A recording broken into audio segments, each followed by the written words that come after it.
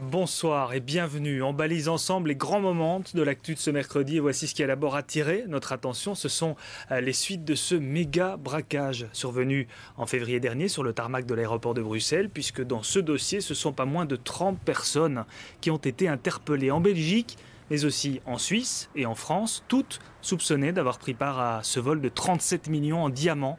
La presse avait évoqué un hold-up à la Ocean 11 à l'époque, allusion au film bien sûr. Le point sur l'affaire en bref.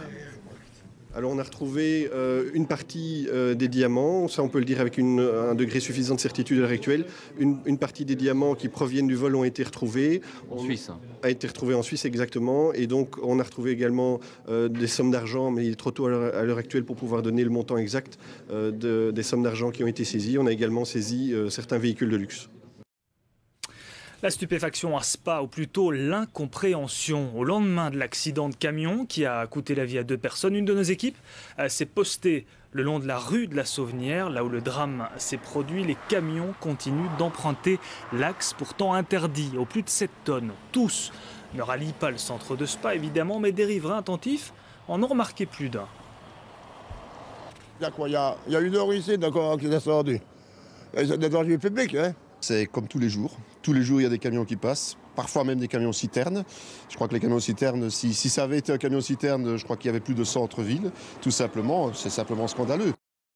Voilà, les camionneurs dénoncent une mauvaise signalisation. Les habitants, on vient de l'entendre, réclament eux des portiques de sécurité. Un portique qui barre la route aux camions. Voilà la solution adoptée. Mais à Stavelot, cette fois, une mesure radicale décidée après le grave accident de 98 pour la rue de la Sauvenière. Le ministre wallon des Transports se donne du temps avant de se prononcer. Il veut s'assurer que le dispositif ne pose pas de problème pour le passage des bus ou des camions pompiers notamment.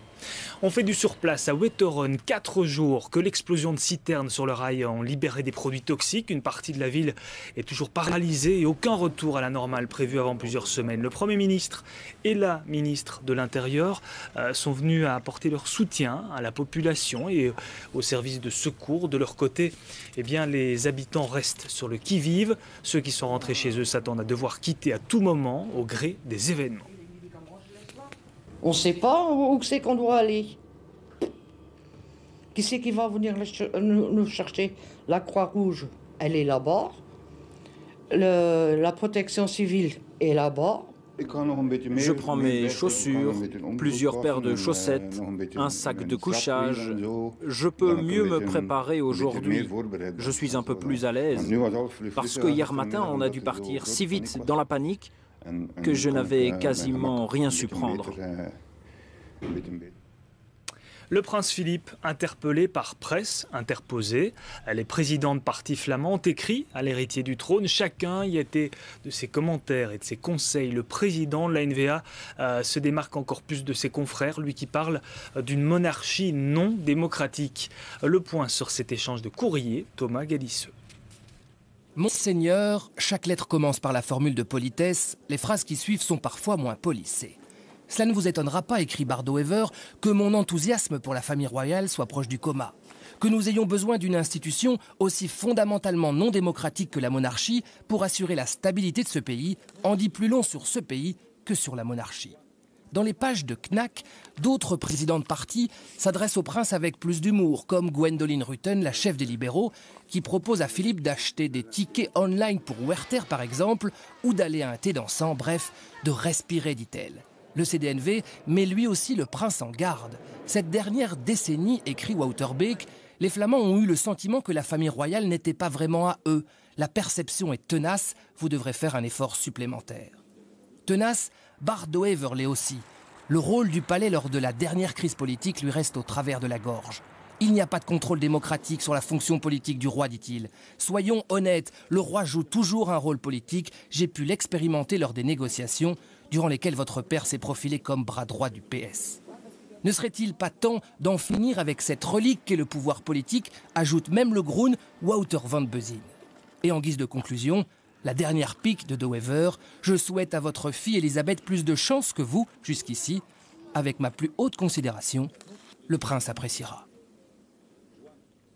Une condamnation ferme, celle des autorités de la communauté musulmane de Belgique. Elles se sont exprimées au sujet de ces jeunes, on en a beaucoup parlé ces derniers temps, des jeunes qui lâchent famille et amis pour aller combattre en Syrie. Des représentants musulmans qui estiment aussi ne pas avoir assez anticipé cette radicalisation inquiétante chez certains adolescents.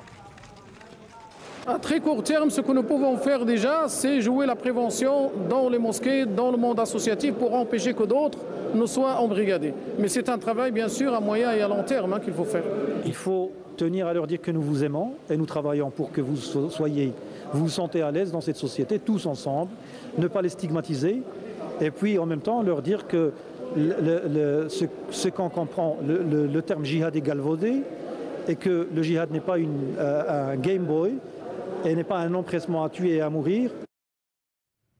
En bref, confirmation en appel de la peine de 4 ans de prison pour fraude fiscale contre Silvio Berlusconi. C'est l'affaire Mediaset. Des accusations qui seront prescrites fin de cette année, ce qui rend quasi improbable l'exécution de la peine pour l'ancien Premier ministre italien. C'est une histoire d'argent, une somme confortable de 500 000 € qui se retrouve sur un compte. 500 000 € très encombrants pour le propriétaire du compte en question. C'est Claude Guéant, le bras droit de Nicolas Sarkozy pendant 10 ans, qui peine aujourd'hui à expliquer la provenance de la somme. Ces explications autour de la vente de 2 tableaux d'un peintre flamand du XVIIe convainquent moyennement la justice. Or, l'argent ne tombe pas du ciel. Les faits avec Philippe Antoine. Une petite balade sur les Champs-Élysées entourée d'objectifs et de micros, c'était il y a 2 ans à peine, l'heure de gloire pour Claude Guéant.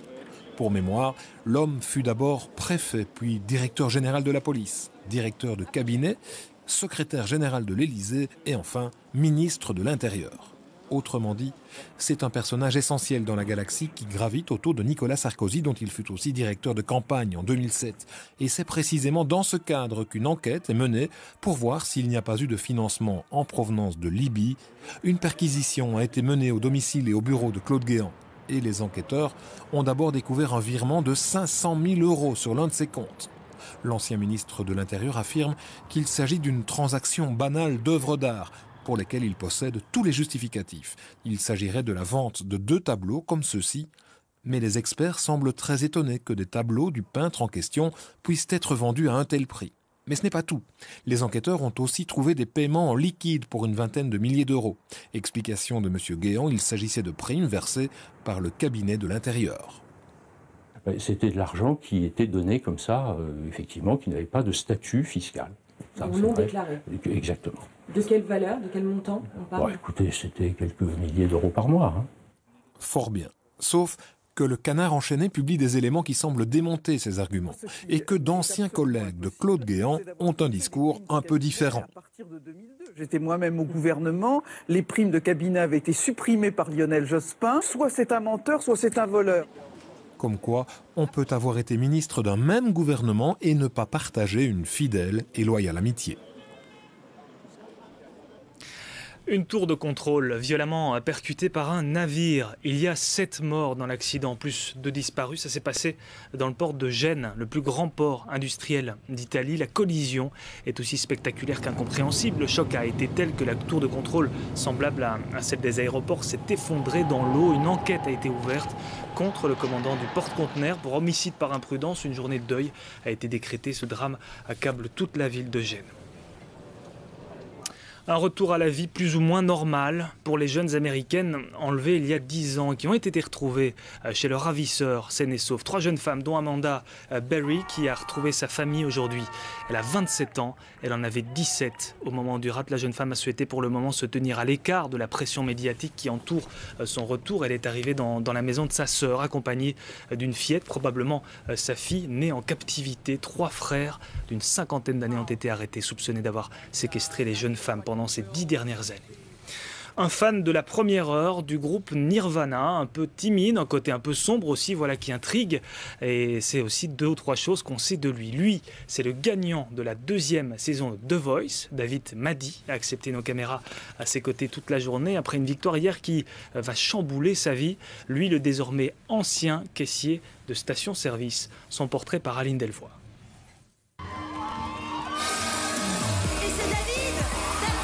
C'est l'instant qui fait peut-être basculer une vie. David, 31 ans, caissier dans une station-service, vient de remporter The Voice. Merci de m'accorder cette chance. Et après la victoire, tout va très vite. Ce matin, David est l'invité de Sans Chichi, premier plateau, accompagné de son coach Marc, le chanteur de Suarez. Rien n'est acquis à l'heure actuelle. Il y a un travail monstre qui se profile à l'horizon et il va falloir impérativement travailler correctement et dur pour pouvoir arriver à rester crédible. Et si aujourd'hui son coach le suit, c'est un peu pour le surveiller, car gérer les médias, c'est un métier. Voilà, déjà, il va enlever son chewing-gum, puis il va enlever sa veste, puis il va sourire, puis il va regarder les gens quand ils parlent. Voilà, je vais débriefer ça dans la voiture. Quelques conseils pour ce jeune Montois habitué à jouer dans les cafés et pas vraiment à l'aise à l'idée de se retrouver sur le plateau du Trésor. Mais David Madi apprend vite et son charme naturel fait le reste. Oui, il y a une personnalité mystère qui a séduit, vous en êtes conscient? Oui, bien sûr. Hier, il a gagné un contrat avec Universal Music, mais pour l'instant, il doit encore travailler dans une pompe à essence pour gagner sa vie. Moi, très humblement, je rêve de dire à mon employeur, écoute, maintenant, ça y est, je peux un petit peu faire ce que j'ai envie de faire, je peux m'épanouir. Je peux avoir l'impression, en allant me coucher, d'avoir fait quelque chose qui m'a plu.